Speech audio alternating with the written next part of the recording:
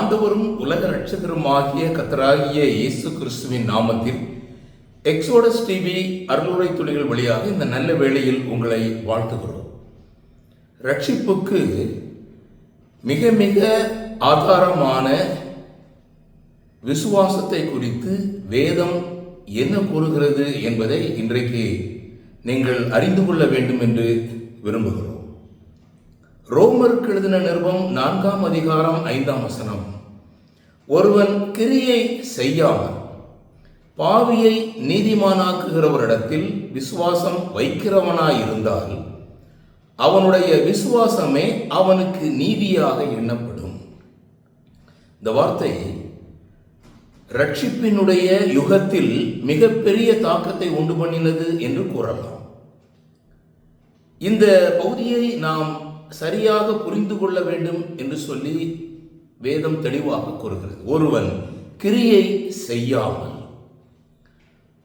நீதிமானாக்குகிறவர் யார்? பாவியை நீதிமானாக்குகிறவர். அவரிடத்தில் விசுவாசம் வைக்கிறவனாய் இருந்தால் அவனுடைய விசுவாசமே அவனுக்கு நீதியாக எண்ணப்படும். விசுவாசம் என்றால் ஆங்கிலத்தில் ஃபெய்த் என்று கூறுகிறோம், மற்றும் நம்புதல் பிலீஃப் என்று நாம் வேதத்திலேயும் வாசிக்கிறோம். ட்ரஸ்ட் என்று சொல்லவும், அது ஒருவரை நம்புவது ட்ரஸ்ட். அதே போல ஹோப், நம்பிக்கை.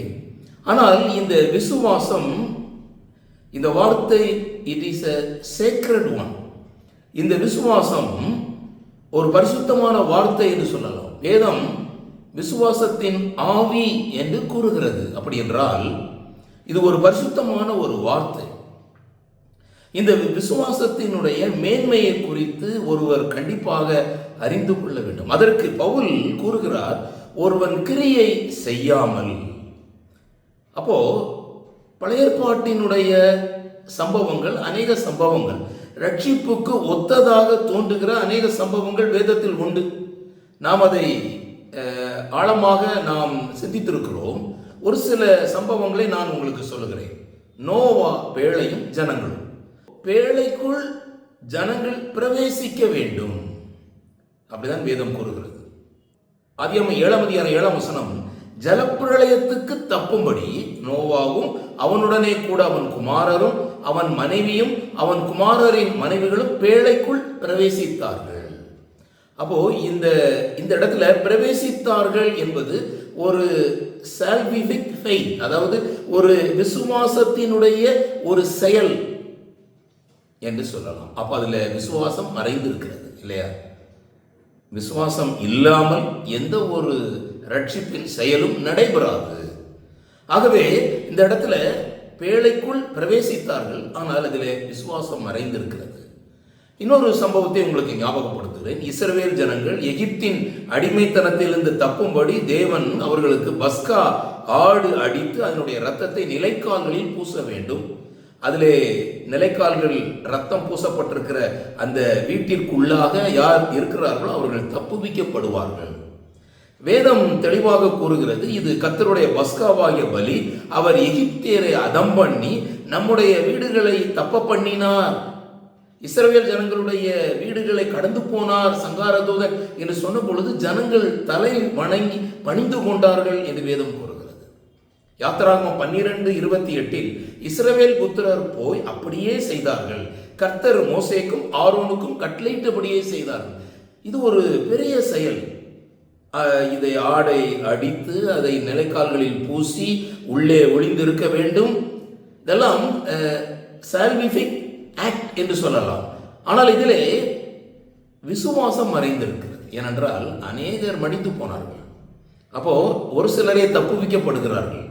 அப்போ இதிலையும் மறைந்திருக்கிற விசுவாசம், ஆனால் செயல் வெளிப்படுகிறதை நீங்கள் கவனிக்கலாம். இன்னொரு சம்பவத்தை ஞாபகப்படுத்துகிறேன். வெண்கல சர்ப்பம் எல்லாருக்கும் தெரியும். கர்த்தர் அவருக்கு விரோதமாக முறுமுறுத்த பொழுது கொள்ளிவாய் சர்ப்பங்களை அனுப்புகிறார். அது ஜனங்களை கடித்ததுனாலே அநேகர் மரித்தார்கள். அப்போ ஆண்டவர் சொன்னார் மோசேயை நோக்கி, நீ ஒரு கொள்ளிவாய் சர்ப்பத்தின் உருவத்தை செய்து அதை கம்பத்தின் மேல் தூக்கி வை, கடிக்கப்பட்டவர்கள் எவர்களோ அவர்கள் அதை பார்த்தால் பிழைப்பார்கள். பார்க்க வேண்டும். பார்ப்பது ஒரு பெரிய செயல்.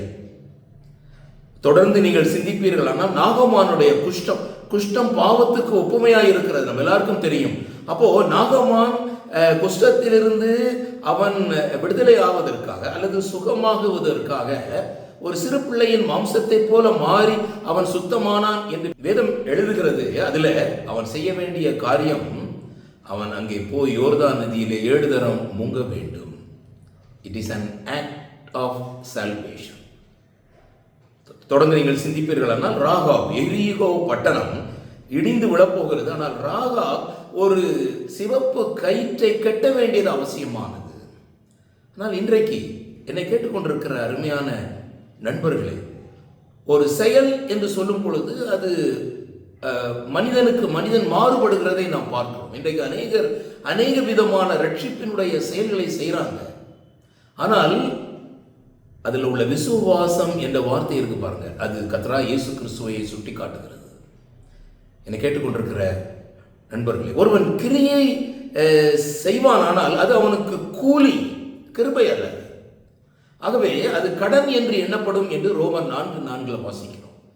அந்தபடி கிரியைகள் இல்லாமல் தேவனாலே நீதிமான் என்று எண்ணப்படுகிற மனுஷருடைய பாக்கியத்தை ஆண்டவர் காண்பிக்கும் பொருட்டே வேதம் சொல்கிறது, ரோமர் 4:7-8, எவர்களுடைய அக்கிரமங்கள் மன்னிக்கப்பட்டதோ, எவர்களுடைய பாவங்கள் மூடப்பட்டதோ அவர்கள் பாக்கியவான்கள். எவனுடைய பாவத்தை கர்த்தர் எண்ணாதிருக்கிறாரோ அவன் பாக்கியவான் என்று தாவீது சொல்லி இருக்கிறான். ஆனால் இன்றைக்கு அநேக திருச்சபைகளில் அல்லது இன்றைக்கு உலகம் முழுவதும் தவறான அநேக காரியங்கள் போதிக்கப்பட்டு கொண்டிருக்கிறது. சாத்தானுடைய தந்திரம் அது. ரட்சிக்கப்படுவதற்கு கிரியைகள் வேண்டும், அனுதின பரிசுத்தமாகுதலுக்கு கிரியைகள் வேண்டாம். தேவன் எல்லாரையும் பரிசுத்தப்படுத்தி விடுவார். அவர் யாரை தெரிந்து கொள்கிறாரோ அவரை எல்லாம் பரிசுத்தமாக்கி விடுவார் என்று சொல்லி இன்றைக்கு சாத்தானுடைய தந்திரம், ரட்சிக்கப்படுவதற்கு கிரியைகள் அவசியம், அனுதின பரிசுத்தமாகுதலுக்கு கிரியைகள் அவசியம் இல்லை.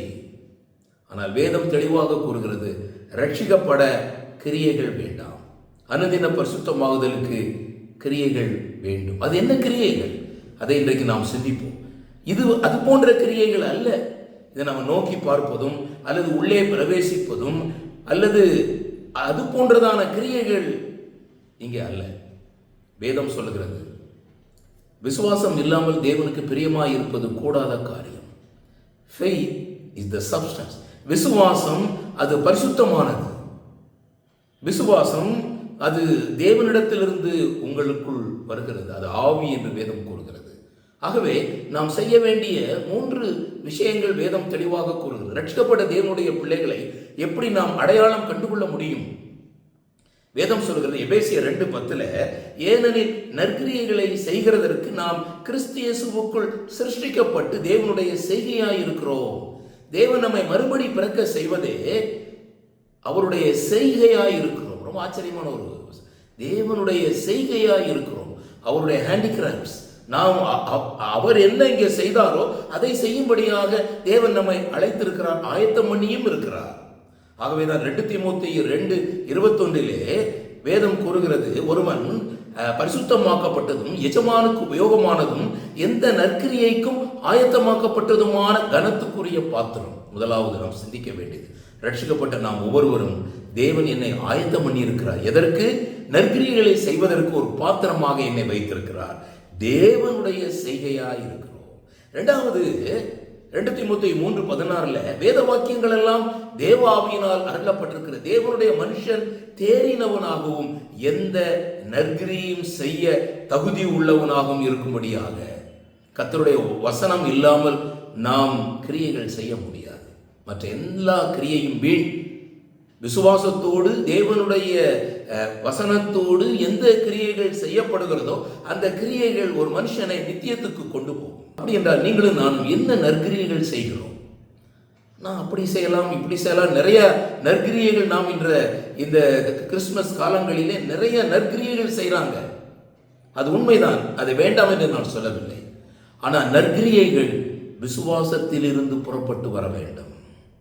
இயேசு கிறிஸ்துவிடமிருந்து புறப்பட்டு வந்த நற்கிரியைகள் போல தேவனுடைய செய்கையாக நாம் இருக்க வேண்டும். ஒரே ஒரு வசனத்தை ஞாபகப்படுத்துகிறேன். 1 பேதுரு 2:12 புறஜாதிகள் உங்களை அக்கிரமக்காரர் என்று விரோதமாய் பேசும் விஷயத்தில். அவர்கள் உங்கள் நற்கிரியைகளை கண்டு அவற்றின் நிமித்தம் சந்திப்பின் நாளிலே தேவனை மகிமைப்படுத்தும்படி நீங்கள் அவர்களுக்குள்ளே நல்நடக்கை உள்ளவர்களாய் நடந்து கொள்ளுங்கள் என்று உங்களுக்கு புத்தி சொல்வது. புறஜாதிகள் ஒருவேளை நம்மை அக்கிரமக்காரர் என்று பேசும் விஷயத்தில் நாம் நம்முடைய நற்கிரியைகள் மட்டும்தான் அந்த இடத்துல நிற்கும். சந்திப்பின் நாளிலே தேவனை மகிமைப்படுத்துவோம். அருமையான தேவனுடைய பிள்ளைகளை, இந்த நாளிலே ரட்சிக்கப்பட்ட தேவனுடைய பிள்ளைகள் எந்த ஒரு நற்கிரியும் விசுவாசம் என்கிற அந்த சேக்ரெட் திங், அந்த பரிசுத்தமான அந்த செயலின் வழியாக நீங்கள் செய்யும் பொழுது அந்த நற்கிரியை அநேகரை ரட்சிப்புக்கு ஆயத்தப்படுத்தும். தேவன் இந்த சிந்தைகளை ஆசீர்வதிப்பாராக. ஆமீன்.